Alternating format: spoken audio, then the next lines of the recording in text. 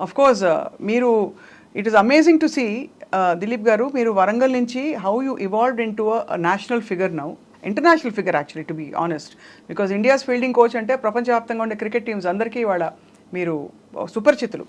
How did your journey start sir? అది actually challenging lots and up and downs ఉండే. Actually నేను వరంగల్లో పుట్టాను, బట్ బ్రాన్ అండ్ బ్రాటప్ హైదరాబాద్లో ఉండే. చిన్నప్పటి నుంచి I was very much interested in sports. కాకపోతే ఎర్లీ ఏజ్లో మా మదర్ ఎక్స్పైర్ అయిపోయింది and I was 6 years. So దానిలో ఏంటంటే మా ఫాదర్ కూడా he doesn't have any sport background. So it మన జనరల్ ఫ్యామిలీ లాగా ఇట్లా గవర్నమెంట్ జాబ్, ఇంజనీరింగ్ ఎంసెట్ చేసుకొని గవర్నమెంట్ జాబ్ తెచ్చుకొని he knows only that process. I don't blaming, ఎందుకంటే ఆయన ఎక్స్పోజర్ అంతనే ఉండే. సో అండ్ ఫైనాన్షియలీ కూడా we were not that strong where I would overtake things. So it was a struggle where I use to, నాకు interest ఉండే, plus ఆయన ప్రెజర్కి నేను చదువుకుంటుండే. Then I use to play tennis ball, cricket and all those stuff. అన్ని sports ఆడేవారు? స్కూల్లో ఉన్నప్పుడు నేను జావ్లిన్ ఆడినాను, బేస్బాల్ ఆడినాను. So I use to participate అండి. కానీ క్రికెట్ మీద ఇంట్రెస్ట్ ఉండే. సో నేను టెన్నిస్ బాల్తో ఆడి I slowly found out I am interested more in this. So ఏం చేశానంటే I couldn't afford financially. So 10th వరకు వెయిట్ చేశాను. 10th మంచిగా ఉండే. దెన్ ఆఫ్టర్ దాట్ నేను ఇంటర్మీడియట్లో I took some tuitions in the evening. I use to get some money and అదే తీసుకెళ్ళి నేను కోచింగ్ అకాడమీలో చేశాను. ట్యూషన్లు చెప్పి మీరు కోచింగ్ అకాడమీ కట్టారు? ఎందుకంటే మై ఫాదర్ వాజ్ లైక్, నేను దేనికైనా ఇస్తాను కానీ స్పోర్ట్కి ఇస్తాను. That was his mind set. అంటే అసలు నమ్మకం ఉండేది కాదు కదా? నమ్మకం అంటే వాళ్ళకి ఎక్స్పోజర్ కూడా లేదు. ఎందుకంటే from the people he knows in my family no one has done anything about sports. అంటే జాబ్ వస్తుందా, మళ్ళీ ఏమైపోతావు, చదువు ఇది లేక ఎలా, హౌ విల్ యూ సస్టైన్, ఇవే ఉంటుంది. సో దానివల్ల ఏంటంటే అప్పుడు జాయిన్ అయ్యాను. So then I represented state in 1-2 years. Then that tuition was only for my paying the bill. Dan tarvata then I continued my studies and I also played at good level.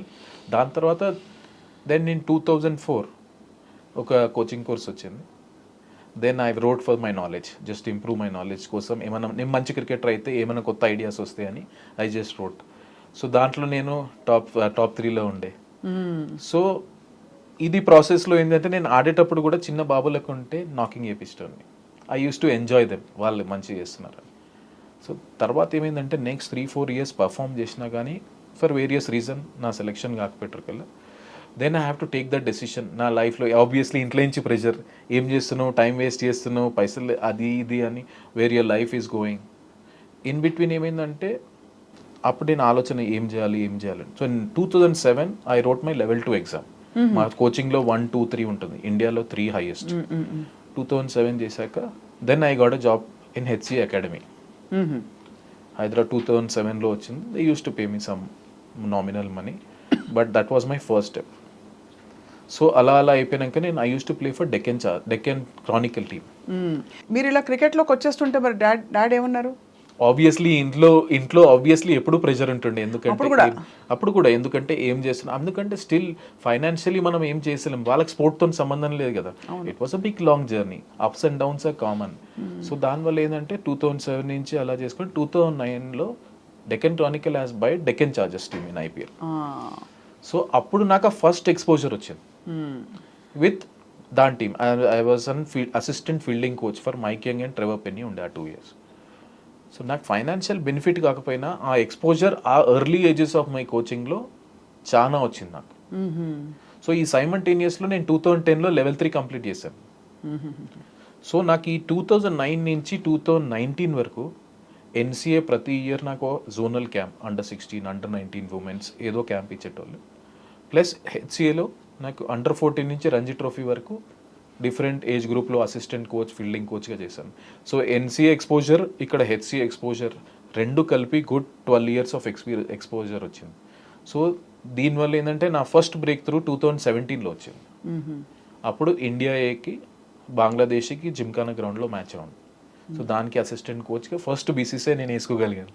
So that was happy moment. But 2019లో India A చేశాను south ఆఫ్రికాతో.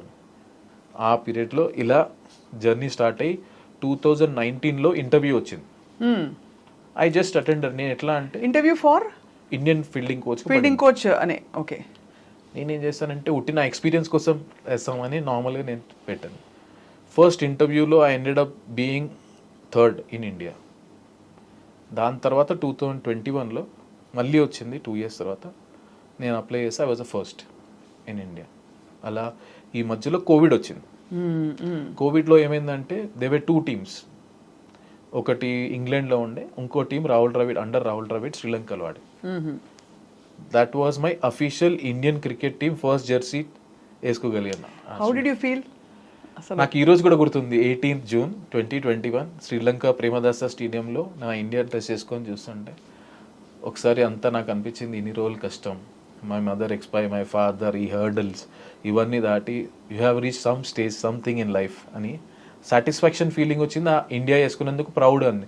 ఒకప్పుడు ఎందుకంటే as a ప్లేయర్గా అది చాలా distance దూరం అనిపించింది. ఇప్పుడు మన చెస్ట్ మీద ఉంటారు కదా, it was a very proud moment. Very very I'm sure. ఎన్ని దాటుకుంటూ వచ్చి అందులో క్రికెట్ ఎక్స్పోజర్ బాగా ఉన్న వాళ్ళ ఫ్యామిలీస్లో తప్ప ఎంకరేజ్ చేయరు. చేసినా ఈవెన్ అదర్వైజ్ కన్వెన్షనల్ రూట్లోకి వెళ్ళిపోమని చెప్తారు పేరెంట్స్ అందరు. అది న్యాచురల్గా, ఎందుకంటే I can't blame my father also. ఎందుకంటే ఆయనకున్న పరిస్థితి, ఆయనకున్న exposure, they feel that this is a more secure way. అంతే కదా. అది బ్రేక్ ద చైన్ లాగా నేను కొంచెం బ్రేక్ చేశాను. దానివల్ల ఏమైందంటే today I'm very proud that 80% of the family members in my own మా రిలేషన్లో they are ready to send their kid to sports. మిమ్మల్ని చూసాక సక్సెస్ అయ్యారు కాబట్టి I felt so happy to inspire such a thought in them. But మనకు appetite ఉందండి, అంటే national లెవెల్లో మన భారతదేశంలో స్పోర్ట్స్ ప్లేయర్స్ అవ్వడానికి అంత మనం పెంచి పోషించి పిల్లల్ని పంపించిన అంత వైడ్ క్యాన్వాస్ అండ్ అపిటైట్ ఉందంటారా ఇప్పుడు? 100% ఉంది. క్రికెట్లో ఎస్పెషల్లీ 100% ఉంది. కాకపోతే ఏంటంటే it depends on lot of Perseverance. ఇప్పుడు నాకు 16 years అయింది నేను ఆ ఫ్రూట్ తినడానికి. ఆ రూట్కి మనం నీళ్ళు పోయాలంటే it requires lot of discipline, lot of perseverance. అవును. And in sport you will see lot many bad days then good days. అవును. How you sustain those bad days are very very important. ఆ period sustain అయితే definitely నా ఉద్దేశంలో hard work చేసినోనికి నీకు opportunity కొంచెం late రావచ్చు, కానీ డెఫినెట్లీ వస్తుంది. ఇప్పుడు మీ ఎక్స్పీరియన్స్తో దిలీప్ గారు, మీరు ఇన్ని దాటుకుంటూ వచ్చి ఇప్పుడు ఒక ఫుల్గా నాటుకుపోయి ఇంత మీకు ఇప్పుడు అందరు చూడండి ఎంతమంది ఫ్యాన్స్ మీకు ఏర్పడుతున్నారు. సో మీ దృష్టిలో మన ఇండియన్ క్రికెట్ టీమ్ని వరల్డ్ వైడ్గా ఎలా పర్సీవ్ చేస్తారు? మన స్ట్రాటజీస్ కావచ్చు, ఇప్పుడు కోహ్లీ గారి స్ట్రాటజీ కావచ్చు, how does the world see us in general? World cricket టీమ్స్ని వాళ్ళకి what kind of respect do they have? What do they feel about us? We in last 3 years of my journey, we were world number 1 in all formats. All. Test, one day, T20.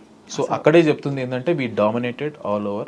Everywhere. Qatar అసలు వణుకేమో అందరికి. మనం dominate చేస్తాం అన్ని formats. Respect అనేది definitely ఉంది. ఎందుకంటే the way we play and మనం కంట్రీకి ఆ ప్యాషన్ అనేది మీరు చూడొచ్చు కదా.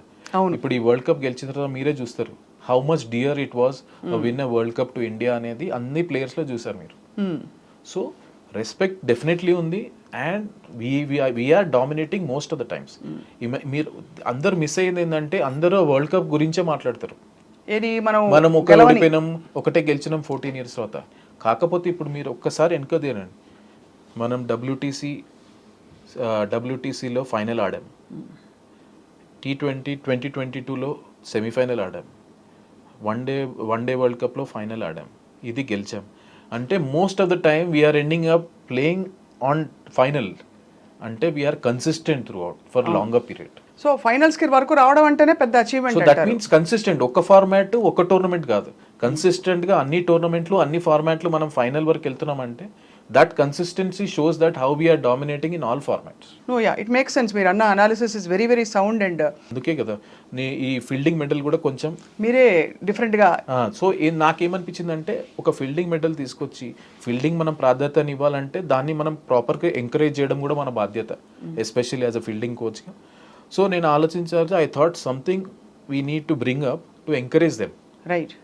అప్పుడు ఏమైందంటే it was credit to the players. ఇప్పుడు మనం ఎన్నో సలహాలు తీసుకొస్తాం, అన్ని చేస్తాం. The way players received was what did they say? Rohit Sharma garu వాళ్ళందరూ what was there? They are more thanks to captain and head coach, they told that please go ahead with your idea. And thanks to the players all. ఇప్పుడు ఎందుకంటే ఐడియాని వాళ్ళందరూ మంచిగా తీసుకున్నారు కాబట్టి they want it. ఎట్లా అయిపోయిందంటే you can see the TV in one day world cup, people were signalling after the taking catch. అంటే దానికి పీపుల్ వాంటెడ్ ఇట్. కరెక్ట్. కొన్ని సో దానివల్ల ఏమైందంటే apart from the man of the match ఇంకోటి appreciation చేసే chance వచ్చింది, medal తీసుకునే chance వచ్చింది. So it and also thanks to the media also, media and fans వాళ్ళంత మంచి రిసీవ్ తీసుకున్నారు కాబట్టి ఈ పాపులారిటీ దానికి వచ్చింది. ఖచ్చితంగా ఐ థింక్ అన్ని ఫ్యాసెట్స్ ఆఫ్ క్రికెట్ చాలా ఇంపార్టెంట్ అనే ఒక సమాన పరిస్థితి తీసుకురావడంలో మీలాంటి కోచెస్ అండ్ మీలాంటి ప్లేయర్స్.